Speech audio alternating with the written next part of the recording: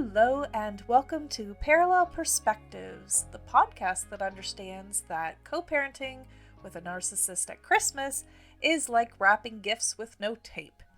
My name is Chelsea, and for those who regularly follow the podcast, I apologize for the late episode.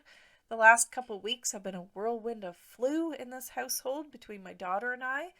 I've been eating Advil like candy for the last week, and I finally can operate throughout the day pain-free, which is lovely. I feel like I'm, alive. So instead of just, writing off this episode, I still wanted to record it. We're going to talk about co-parenting at Christmas. And I know we're kind of getting a little close to Christmas Day here, but even if some of these tips can help you out, I would rather just get them out there and, hopefully make your Christmas a little easier with your difficult or narcissistic ex. So let's get right into it. My brain is still in recovery mode. My voice could give out at any moment, so I just want to get through these tips so you have them in your arsenal so that you can take on Christmas and have an enjoyable holiday for you and your kiddos.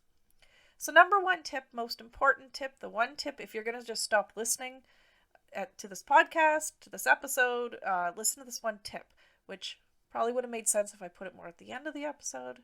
Anyway, you need to plan in advance. You need to make your holiday plans before December. And this is so that you can establish what's going on so everybody has an understanding of what's going on. It does allow some wiggle room if, concerts come up, parties, visiting relatives. But if you could start discussing this in November, it also gives you more time to deal with any ridiculousness they may bring to the table over it. Also, make sure your plans are super clear. This means things like specific times, specific places, who's picking up, who's dropping off, where is the child going to be. Pay close attention to language. In the court order I had, it said that holidays and special occasions were shared. So what I took that to mean was like, 1 year with me, the next year with him. And this discrepancy actually happened over her birthday, where 1 year he was like, when are you dropping her off? And I said, this year she's going to spend her birthday with me, because the year previous she had spent most of the day with him. And he was like, okay. And then he took me to court and accused me of withholding her from him from visitation. So he knew exactly what the language in the court order meant. And instead of clarifying that with me and saying, well, no, shared means that we both get her on that day, he just held on to that little tidbit of info and tried to make me look bad in court. Whereas the case master was like, okay, this is just a matter of misunderstanding the language of the court order. Let's clarify that today and goodbye. And that's all it was.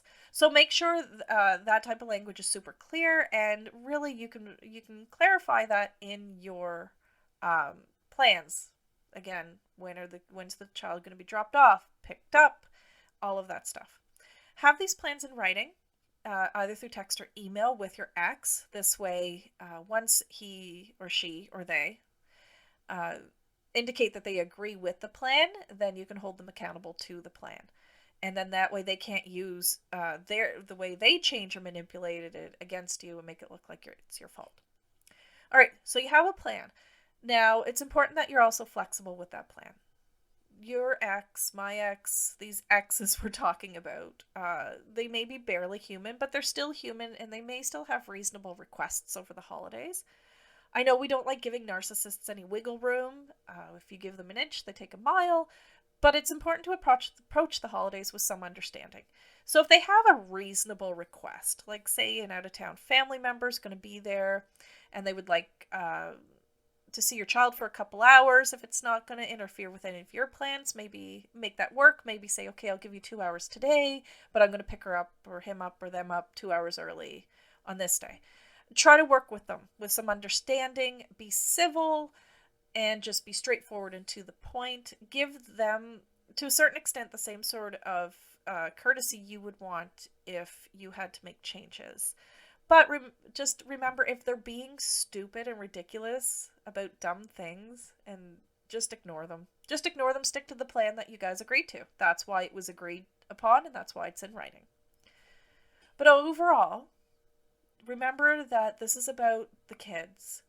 This is 100% about the kids. Christmas is for kids. I love Christmas, but guess what? Like, after I had my daughter, I loved it even more. So we need to pick our battles this time of year with our exes. If they do something stupid this year and it's not earth shattering, if it's not dangerous, if it's something we can just we can let it go, but then keep it in mind for next year so that you can establish a boundary there or include a stipulation in the plan that'll prevent it from happening again. Just do your best to steer clear of conflict. This doesn't mean giving in.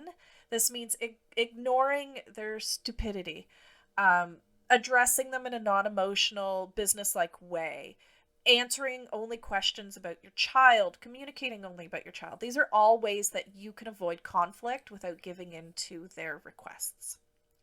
Also, you should plan for the weather. And this is something I forgot to do in my co-parenting Christmas plans, especially where I live, where we do have particularly snowy winters. And this one year, the plan was we were out at my mom's. She lives about 20 minutes outside of town. And the plan was to bring my daughter back into town to him for Christmas Day. Bear in mind, at this point, he didn't own a vehicle. I was the one with the vehicle driving.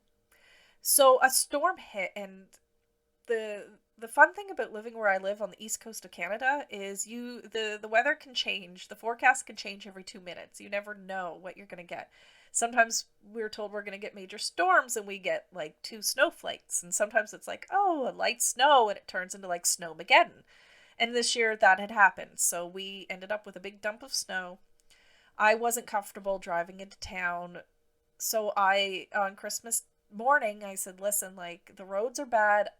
I will keep an eye on it and try to get her in today, but I can't guarantee it. Why don't we just plan for tomorrow, Boxing Day? He said, okay. So Boxing Day rolled around, and I'm getting sort of just attacked by all these text messages of how horrible I am. I'm a Grinch. I stole Christmas from my daughter because I kept her away from him on Christmas Day. And I'm thinking, dude, like, it's a storm. And we had an understanding that this would delay your visit. Oh, no. According to him, my mom and I planned this because we can, control the weather. Anyway, it was a deal. It was a huge deal. It was, I don't know, I found it funny at the time. It didn't really bother me, but that all could have been, I guess my point is that all could have been avoided if we had a storm plan in place. So if you live in an area that's prone to snow, just say, okay, well, if it snows on Christmas Day, we'll do the visit the next day. Just to have it ready to go so that hopefully they won't make a deal out of it. So the last tip I want to talk about before we take a quick break is to stay in your lane. Don't worry about what your ex is buying your kid or how they are celebrating the holidays, even if they are trying to one-up you. That's something that narcissists will do. They can be very materialistic, and they will buy their kids fancy things just to make them look better. But you can't buy love, and even small children are going to grow up and recognize that. So focus on what you're doing to make your child's holiday special, and that's all that will matter to them in the end. And don't worry about trying to keep up with your ex. Let them blow their money. It's fine. All right, so there's our first few tips for co-parenting at Christmas. But right now, I just want to take a quick break and talk to you about a course that I have available. I feel like maybe I've talked about this in another episode. I'm not sure. It's a parallel parenting course, and it's an online course that will help you in co-parenting with a narcissist or difficult ex. And it's going to help you take control of your parenting situation. And a lot of times when we deal with narcissists, we're dealing with somebody who fights for control. But there are a lot of ways you can take control back without changing the way they do things. And in this course, you're going to learn how to do that. You're going to learn how to do other things like creating a parallel parenting plan, which includes things like visitation. Also things like, how are you guys going to communicate? and other boundaries that you can establish and use when co-parenting. And that's typically what people think of when they think of parallel parenting is, oh, making a parallel parenting plan. But it's so much more, and that's what this course is going to cover. It's going to cover how to address conflicts by teaching you conflict resolution skills. It's going to show you how to deal with toxic parenting, and that means understanding how your narcissistic ex might be treating your children, how to protect your children from that, because again, we can't change the way our exes behave, so we have to change how we react to it, and we have to teach ourselves and our children how to be resilient to it, and that course is going to help you with that. And supporting your children, learning their love languages, encouraging healthy communication, how to talk to them about their other parent, how to help them navigate the complexities of dealing with a narcissist. Because we're doing it as, adults. Imagine how hard it is for children to wrap their heads around what's happening, especially when it's a parent. And this course is going to get into that as well. And one of the most important aspects of parallel parenting that gets overlooked a lot is controlling your emotions. Again, I know I'm about to say this for the third time. We can't change the way narcissists act or treat us. But what we can control is how we respond or react to it. So by strengthening your emotional intelligence, you can learn how to respond, which means thinking things through and coming back with something that makes sense versus reacting, which is kind of a knee-jerk emotional reaction to what they say. This is going to help minimize conflict in your co-parenting situation.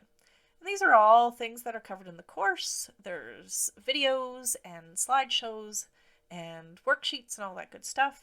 I'm going to drop a link in the show notes that's going to take you to a page that explains the course in more detail, and from that page you can sign up if you're interested. All right, let's get back to our tips.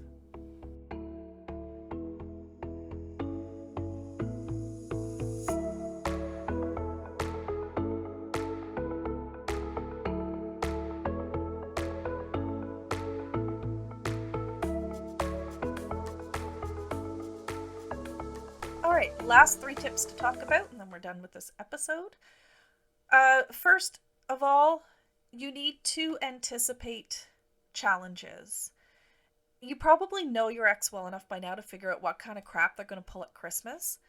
So think about sort of the potential challenges that come up, but please don't obsess over it. Don't sit and worry about it.